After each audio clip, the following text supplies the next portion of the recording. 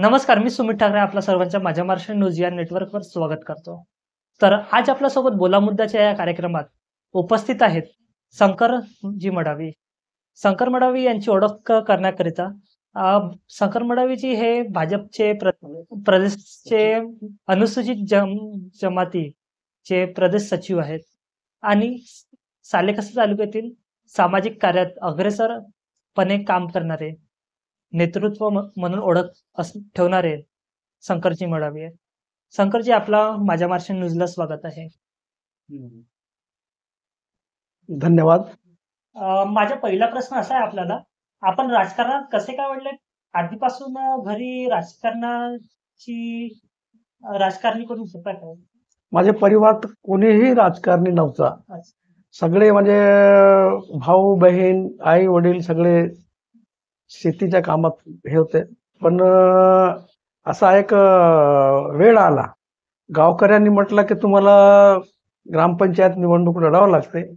आणि त्यावेळेपासून मी ग्रामपंचायत निवडणूक लढली आणि त्यांचेच मते मी सरपंच पण झालो आणि आजपर्यंत या मार्गावर त्याच हेतूने मी आजपर्यंत माझं काम सुरू आहे. आपण 1992च्या काळात माजी केंद्रीय मंत्री प्रफुल्ल पटेल यांच्या अत्यंत निकटवर्तीय म्हणून मानले जायचे व आता प्रफुल्ल पटेल हे राष्ट्रवादीत आणि आपण भाजपात, असं कसं काय? काय असते, अगोदर आम्ही आमचं नेतृत्व प्रफुल्ल पाटील साहेब करत होते आणि जेव्हा हे परिसीमनमध्ये हा एरिया इकडे गडचिरोली क्षेत्रात गेला आणि त्यावेळेपासून ते यांचा थोडा फार पाटील साहेबांच्या इकडे दुर्लक्ष झाला. ते तिकडचे गोंदियावरून भंडारा म्हणून अशी वेळ आली की आम्हाला भाजपामध्ये प्रवेश करावा लागला. अशी वेळ आल्यामुळे मी आता भाजपात आहो. माझा तिसरा प्रश्न असा आहे आपल्याला, अतिदुर्गम भाग व नक्षलग्रस्त भाग म्हणून ओळखला जाणारा सालेकसा तालुक्यात आपण जामपुडा गावात, या गावात आपण सरपंच म्हणून 4 टर्म आपण लढलेला आहात व आतापर्यंतचा आपला प्रवास कसा काय राहिला? 1984ला मी प्रथमतः सरपंच झालो. दुसऱ्या वेळा मग मी ते कार्यकाल त्यावेळेचा 8 वर्षाचा गेला. निवडणूकच झाली नव्हती. त्यानंतर 92ला पुन्हा निवडणूक झाली. 92ला मी लोकांना आग्रह केला की तुम्ही पुन्हा सरपंचसाठी निवडणूक लढा. मी म्हटलं माझीच काही हे नाही आहे, तरी पण लोकांच्या वातावरण आणि लोकांच्या मागणीवरून आम्ही पुन्हा लढला आणि पुरे 9चे 9 माझे मेंबर निवडून आले आणि मी पुन्हा सरपंच झालो. माझ्यासोबत त्यावेळेस चांगले शिकलेले मुलं होते, तरी पण त्यानं मला स्वीकारला आणि मी पुन्हा सरपंच झालो. आणि 84 ते 97 पर्यंत मी सलग सरपंच होतो. त्यानंतर मी 97ला जिल्हा परिषदची निवडणूक लढली. जिल्हा परिषदमध्ये निवडून गेलो. मी निवडून गेल्यानंतर आम्ही अल्पमतमध्ये होतो. अल्पमतमध्ये असताना सुद्धा त्यावेळेस म्हणजे की आपण अपक्ष असून सुद्धा नाही, सुरुवातीला तर पक्ष होतो, त्यानंतर काँग्रेसमध्ये मी जॉईन झालो होतो.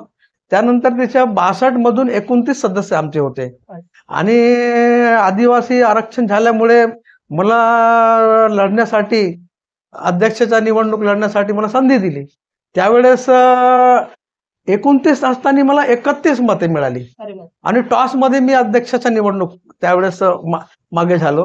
त्या बाबतीत मला खुशी झाली की आमच्या 29 सदस्य असताना मला 31 मते मिळाली आणि टॉसमध्ये मी निवडणूक, त्या अध्यक्षाच्या निवडणूक. माझ्या याचवरूनच क्रॉस क्वेश्चन आहे आपल्याला की याच दरम्यान आपल्याला अनेक भावनिक आणि अविस्मरणीय क्षण आपल्या जीवनात आला असेल. असा भावनिक आणि अविस्मरणीय क्षण आमच्या दर्शकांना सांगा. भावनिक आणि अविस्मरणीय क्षण माझ्यासाठी राजकारणात तेच होते की जसं मी अल्पमतामध्ये असतानाही मी टॉसमध्ये निवडणूक हरलो. मी हरल्याचं काही मला दुःख नव्हता, पण मला जे तेवढे मते मिळाली, आमच्याकडे तेवढे मते नसतानाही मला चाहण्यावाल्याने दुसऱ्या पक्षाच्या लोकांनी मला मतदान केला, तर माझी त्याची खुशी होती. दुसरा म्हणजे मी 2009ला अपक्ष म्हणून कार्यकर्त्यांच्याच वतीनं निवडणूक लढला अच्छा. आणि त्यावेळेस पण मला 18,000 मते भेटली. काही 100-200 कमी, म्हणजे 18,000 मते भेटली. तर निवडणूक हारणे आणि जिंकणे हा राजकारणाचा भाग असतो, परंतु अपक्ष निवडणूक लढूनही मला 18,000 मते मिळाली. ते माझ्यासाठी अविस्मरणीय ठरलं होतं. अच्छा. चौथा प्रश्न असा आहे आपल्याला, सध्या तरी लोकसभा निवडणूक संपलेली आहे आणि अवघ्या काही दिवसानंतर विधानसभा निवडणूक लागणार आहे.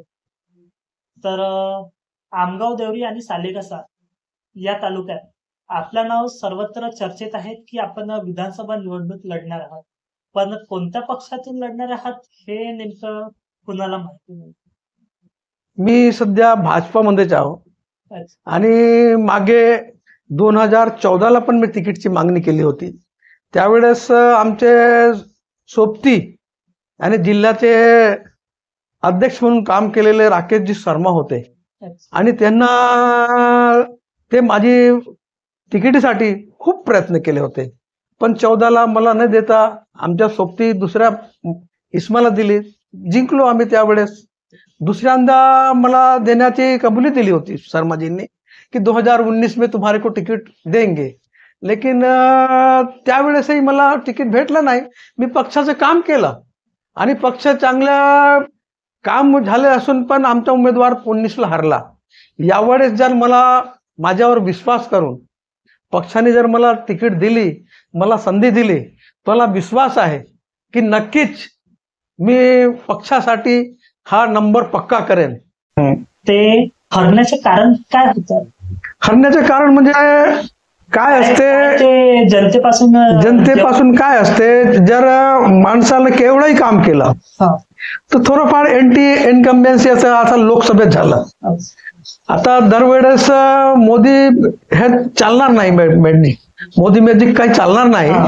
तर त्या प्रतिनिधीवर, त्या उमेदवारावर तरी पण तो असते आणि एवढी काही हे नाही झाले होते आणि ते आपण थोडासा 7-8 हजार मताने ना त्यांच्याच तालुक्यातून निवडणूक ते हरले. इथून सालेकसावरूनही लीड दिले होते ना आमगावरूनही लीड दिले होतं. जर भाजप पक्षाने आपल्याला उमेदवारी दिली तर आपला आमगाव, देवरी आणि सालेकसा या नक्षलग्रस्त अतिदुर्गम भागाकरिता पहिलं काम काय असणार? आपलं पहिलं पाऊल आमदार बनल्यानंतर काय असणार पहिलं पाऊल? पहिलं पाऊल म्हटल्यानं हा विधानसभा सर्कल आताही मागासलेलाच आहे. मागासलेला आहे, आदिवासी भाग आहे, नक्षलग्रस्त भाग आहे, अति संवेदनशील भाग आहे. आता भाग आहे, पण मागासलेला भाग समोर करण्याकरिता त्याचा एका प्रतिनिधीची जबाबदारी असते. प्रतिनिधी म्हणजे विधायकी काम करायची गरज आहे. इथला विधायकी म्हणजे आमदार निवडून गेला तर काही रोड, रस्ते, पाणी, बिजली हे सरकारची जबाबदारीच असते, सरकारची जबाबदारीच असते.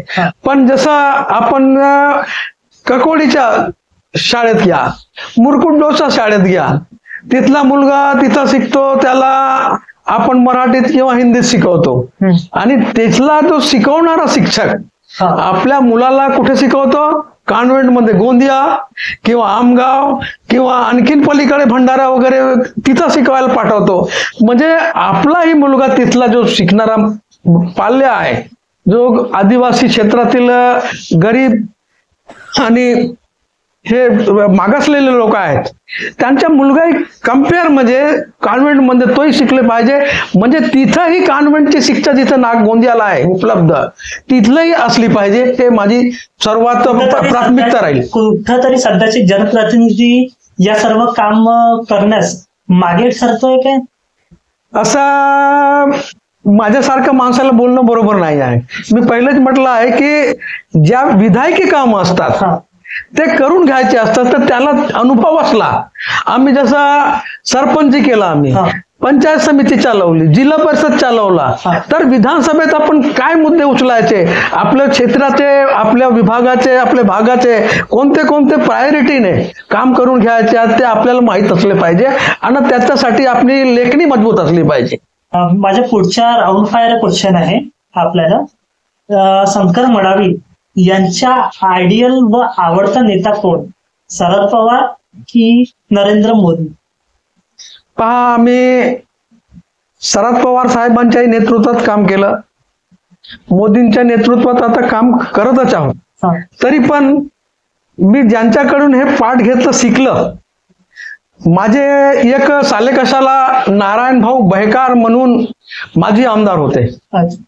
त्यांना गोरगरिबांचे, मागासलेल्यांचे, अति दुर्गम भागाचे काम कसे करायचे, त्यावेळेस दळणवळणाचे साधन नव्हते. ते एक बंडीने एक वेळा आम्ही मुरकुटला गेला होता हा. आणि तिथं लाईट पोहोचवायची होती, तिथे कसे काम करायचे तिथं बंडीनं आम्ही गेलो आणि तिथं अशी बंडी पळाली ते उतारमध्ये की त्या झाडावर टकरावली आणि झाडामध्ये आम्ही कसं तरी वाचलो. म्हणजे माझं ते नेतृत्व करते, मी त्यांना भीष्म पिता म्हणावं लागेल. नारायण भाऊ बहेकार होते, त्यांच्याकडून मी हे राजकारणात कसे काम करायचे ते शिकले आहे. कुठेतरी सध्याचे उमेदवार, सध्याचे आमदार यांचं असं म्हणणं आहे की आमगाव दौरी आणि सालेकसा विधानसभा क्षेत्र हा अति मोठा आहे, त्या कारण या सर्व क्षेत्राला आम्ही पूर्णपणे वेळ देऊ नाही शकत, असं कुठेतरी आपल्याला वाटतं का? असं काही नाही आहे. आपण एका जागी राहून तुम्ही प्रशासनाला कसे चालवता, प्रशासनात बसलेले लोक कोणतेही असोत, त्यांच्यासोबत तुमचे काय बरोबर आहे, तालमेल आहे की नाही, तालमेल बसून एका जागी बसून आज तर आपल्याला एवढे सोयी सुविधा झाल्या आहेत. पहिल्यांदा तर आपण 40 वर्ष अगोदर पाहत होतो तर पत्र इथून मुंबईला जायला किती वेळ लागत होता, तिथून जिल्हा परिषद मधून पत्र यायला किती वेळ लागत होता. आता तो इकडे आला, ईमेल करा, पत्र करा, फोन करा, तर इथं कळते. पण आपल्यामध्ये त्याची जाणकारी असली पाहिजे आणि ते काम आपल्याला करून घ्यायचं हे पाहिजे. मग ते दळणवळणाचं असेल, शिक्षणाचं असेल, आरोग्याचं असेल, आपण त्याच म्हटलं मी की विधायकी काम करायची त्यांना जाणीव असली पाहिजे. कुठेतरी आरोग्य आणि शेतकरी हे सुद्धा मागासलेलं आहे. आरोग्य विभाग आणि शेतकरी हा मागासलेला आहे. आरोग्य यानंतर आपण आमदार झाल्यावर याकरिता काय पाऊल असेल आपलं? आरोग्य म्हटलं तर आरोग्य बिल्डिंग उभारून आरोग्य बरोबर होत नाही. आपण पाहत आहोत, मी कोणीही शासनाला दोष करत नाही, जिल्हा परिषदला हे म्हणत नाही. आता आपण करोडो रुपयाची बिल्डिंग बांधली केली, त्याच्यासाठी एक आमदार दुसरे आमदार भांडत आहेत. पण ते बिल्डिंग मध्ये तिथं गेल्यानंतर फक्त बिल्डिंग बनल्याने काही ते आरोग्य सुविधा भेटली असं नाही आहे. तिथं आपले बिल्डिंग नाही राहिली तरी पण चालते, पण तिथे डॉक्टर, तिथं नर्सेस आणि दवाईचे साठा असणे गरजेचं आहे. नाही तर आपण करोडो रुपयाची बिल्डिंग बांधणी केली आणि तिथं हे डॉक्टर दवाईची नर्सेसची हे सुविधा नसली तर त्याच्या मागे तो होत नाही काही आरोग्याची सुविधा पूर्ण. राहायला सवाल आपला शेतकऱ्यांच्या काय आहे, इथं जसं सिंचनाचे सोयी आहेत. आपल्या इथं बेवाटोला सिंचनचं काम आम्ही सरपंच असताना केलं. कसं केलं असेल, आम्ही दररोज लिखापडी करायचे, कलेक्टरला लिहायचे, सीईओ ला लिहायचे, मुख्यमंत्र्याला पत्र लिहायचे, इथले आमदारला पत्र लिहायचे. मान्य महादेवरावजी शिवणकर जेव्हा 1985 ला इथले आमदार निवडून तर जातच होते, ते मंत्री झाले, त्यांच्या पाठीमागे लागलो आम्ही, त्याच्या पाठीमागे लागून ते जलसंपदा मंत्री झाले. त्यांच्याकडे आम्ही इथून राकेश शर्माचे नाव घेतलं मी अगोदरच, ते माझे मित्र होते, ते इकडे होते, मी तिकडे होतो, पण आमची काम करायची विकासची. आमदार दुसरे आमदार भांडत आहेत, पण ते बिल्डिंग मध्ये तिथं गेल्यानंतर फक्त बिल्डिंग बनल्याने काही ते आरोग्य सुविधा भेटली असं नाही आहे. तिथं आपले बिल्डिंग नाही राहिली तरी पण चालते, पण तिथे डॉक्टर, तिथं नर्सेस आणि दवाईचे साठा असणे गरजेचं आहे. नाही तर आपण करोडो रुपयाची बिल्डिंग बांधणी केली आणि तिथंच हे डॉक्टर दवाईची नर्सेसची हे सुविधा नसली तर त्याच्या मागे तो होत नाही काही आरोग्याची सुविधा पूर्ण. राहायला सवाल आपला शेतकऱ्यांच्या काय आहे, इथं जसं सिंचनाचे सोयी आहेत. आपल्या इथं बेवाटोला सिंचनचं काम आम्ही सरपंच असताना केलं. कसं केलं असेल, आम्ही दररोज लिखापडी करायचे, कलेक्टरला लिहायचे, CEO ला लिहायचे, मुख्यमंत्र्याला पत्र लिहायचे, इथले आमदारला पत्र लिहायचे. मान्य महादेवरावजी शिवणकर जेव्हा 1985 ला इथले आमदार निवडून तर जातच होते, ते मंत्री झाले, त्यांच्या पाठीमागे लागलो आम्ही. त्याच्या पाठीमागे लागून ते जलसंपदा मंत्री झाले. त्यांच्याकडे आम्ही इथून राकेश शर्माचे नाव घेतलं मी अगोदर, ते माझे मित्र होते, ते इकडे होते मी तिकडे होतो, पण आमची काम करायची विकासची दृष्टी होती, तर आम्ही एकमेकांना कधी उघडत नव्हतो. आम्ही सोबत गेला, शिवणकरजी सोबत इथं एक आमगावला बसला आणि त्यांना सांगितलं, दादा आता तुमच्याकडे हा पत्र आहे, तुम्ही कधी करून देता बेवाटोला बांध. तर त्यांनी लगेचच सगळे एक्झिक्युटिव्ह इंजिनियर, CE, SC यांना बोलावला इथं, आणि इथूनच ते होतं संयुक्त प्रोजेक्ट होता MP आणि महाराष्ट्राचा. MP वाल्याने नाकारला, तर त्याने म्हटलं MP ला सोडा, आपल्या महाराष्ट्रात हे होऊ जा, म्हणून त्यांनी त्याला मंजुरी दिली आणि 1996 साली त्यांनी त्याचं भूमिपूजन केलं. आज लोकांना पाणी भेटत आहे, तरी पण तिथं नहराचे काम झाले नाही आहेत. काय प्रतिनिधी जेवढा जागरूक असला तेव्हा काम होतात, नाही तर त्याला इथं आला भुलून गेला, नाही तर आपण छोटे छोटे कामाचे आमच्या पाहिला. आम्ही विधायक आमदार आम्ही नारायण भाऊला तर नाही बघितला, आम्ही लहान लहान होता. इथं शिवणकर साहेब दादांना बघितलं आमदार म्हणून, इथं स्वरूपचंद जैनला बघितलं आम्ही आमदार म्हणून, इथे भेरसिंग भाऊला आम्ही बघितलं आमदार म्हणून, इथे भरत भाऊ बहकारला आम्ही बघितलं आमदार म्हणून, इथे रामरतन राऊतला पण बघितलं आम्ही आमदार म्हणून. पण हे कधी लहान सहान कामाच्या साठी फक्त भूमिपूजन करायला गेले नाही. आता ते आमदार तसे झाले की कोठी रोडावर भूमिपूजन भूमिपूजन करा तुम्ही, आमचं काही त्याच्यात हे नाही आहे, पण तुम्ही जे विधायकी काम केलं पाहिजे तुम्ही त्याच्यासाठी म्हणता की क्षेत्र मोठं आहे, हे बरोबर नाही आहे ना. कुठेतरी आमगाव तालुक्याचे जनता अशी आस लावून बसलेला आहे की मागील कित्येक वर्षापासून आमगाव नगर परिषदचा मुद्दा रखडलेला आहे व आमगाव तालुक्यात प्रशासकीय राजवट सुरू आहे व आमगाव तालुक्यातील जनताला अशी आस आहे की येणारा आमदार या समस्या मार्गी लावेल. यावर आपण काय बोलतो? नगर परिषद किंवा नगरपंचायत, त्याच्या आधी होते सगळे ग्रामपंचायती. ग्रामपंचायतीचं नगरपंचायत करायचे की नगर परिषद करायचे, इथले पुढारी आहेत, माझ्यापेक्षा पूर्ण जुने पुढारी आहेत. इथे केशवभाऊ मानकर आहेत, लक्ष्मणराव मानकर गुरुजींचं मोठं नाव, आताही मोठं नाव आहे भाजपामध्ये मानकर गुरुजींच्या. दादा आता थकले आहेत, त्यांची मुलं अध्यक्ष होते, विजय भाऊ शिवणकर ते आहेत, भेरसिंग भाऊ नागपुरे आमदार म्हणून ते आताही ते काम करत आहेत.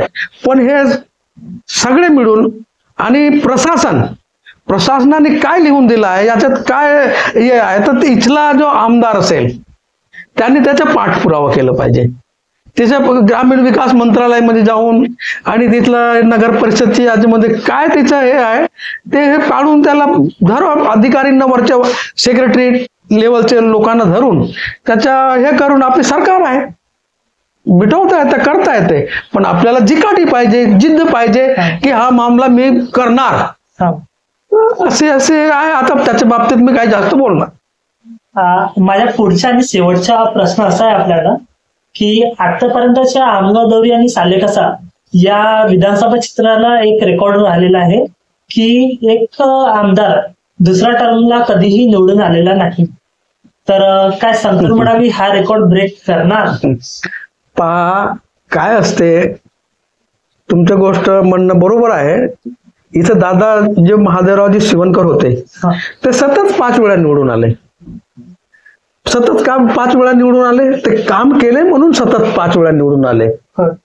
काम नाही जर करते, लोकांमध्ये भेटी गाठी हे करणे ते करणे, त्यांच्यामध्ये जिद्दीची चिकाटी होती. आमच्यासारखा कार्यकर्त्याला पाहिला रोडावर गाडीने जात असताना उभे करून होत आणि काय चाललाय त्याच्यानंतर कधीही त्याच्यानंतर ते काय असते, तुम्ही राजस्थान पाहिलं असेल, लोक तेच आहेत, एका वेळेला काँग्रेसला मतदान करतात, दुसऱ्या वेळेस बीजेपीला बदलवतात. तो तसंच इथला आहे. तुमचं म्हणणं बरोबर आहे. मानकर गुरुजी एक वेळा जिंकले हा दुसऱ्यांदा हरले. नारायण भाऊ बहेकार एक वेळा जिंकले, दुसऱ्यांदा तेही हरले. हा. स्वरूप सेठ एक वेळा जिंकले, दुसऱ्यांदा तेही हरले. भरत भाऊचाही तेच राहिला, रामरतन बापूचं तेच राहिलं आणि हे संजय पुरामचाही तेच राहिलं.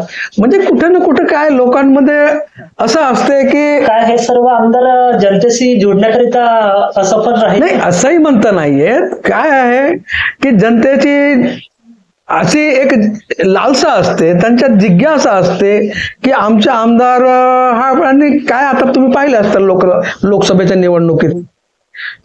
निवडणुकी पाहिलं असेल ते कसं चाललंय इथं. खटाखट ह्या कोणता खोट्या चालवला, समजलं का नाही? अरे तुम्ही देतच नाही, 8,500 रुपये देऊ म्हणून बोलले. तर कधी कधी हे लोक मागासलेले लोक आहेत, ज्यांना काही समजत नाही. ते लोक जाणून बुजून असं नाही करत, पण ते प्रलोभनात आले. आम्हाला हे तर 2,000 रुपये 4 महिन्यात देत आहे, हे तर एका महिन्यात 8,500 रुपये देऊ म्हटला, तर का बरं आपण यांना देऊ नाही? असे असे पुष्कळसे बाबी असतात, म्हणून निवडणूक कमी जास्त होऊन जात. धन्यवाद शंकरजी. आपण माझ्या महाराष्ट्राच्या बोला मुद्द्याच्या या कार्यक्रमात आपण जुळलेला आहोत. तर यानंतर भेटूया पुढच्या मुद्द्यासह पुढच्या मुलाखतीत. तेव्हापर्यंत बघत राहा माझ्या महाराष्ट्र न्यूज नेटवर्क.